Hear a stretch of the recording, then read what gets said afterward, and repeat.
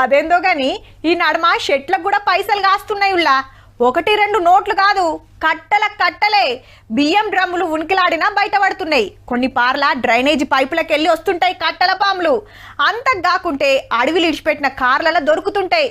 హే ఒక్కటేంది, కష్టపడితేనే పైకం వస్తాయని మనం అనుకుంటాం గాని కొందరి ఇళ్లల్లో గిట్లుంటది. మరి గీడేం జరిగిందంటే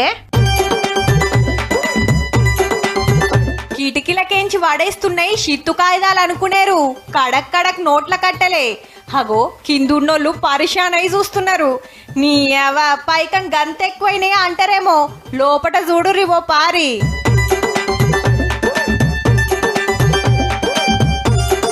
బ్యాంక్ అనుకునేరు. ఒరిస్సాల ఓ సర్కార్ ఇంజనీర్ ఇల్లు పరుపు లెక్కనే వరిసిన నోట్ల కట్టలేంచుతున్నారు. ఆమ్దానికి మించి ఆస్తులు కమాయించిండని విజిలెన్స్ డిపార్ట్మెంట్ వాళ్ళకు కంప్లైంట్ వచ్చిందట.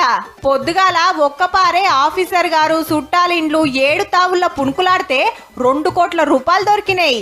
విజిలెన్స్ వాళ్ళు వస్తున్నారని టెన్షన్ లా ఏం చేయాలనో తెలియక కిటికీలకేంచి గిట్లా నోట్లు పడేసిండు పనిమంతుడు.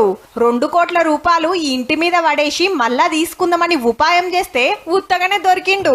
అంటే లంచాలు తీసుకున్నంత అలకగా దాసుడే కాదు, పారేసుడు సుతా కష్టమే అన్నట్టు.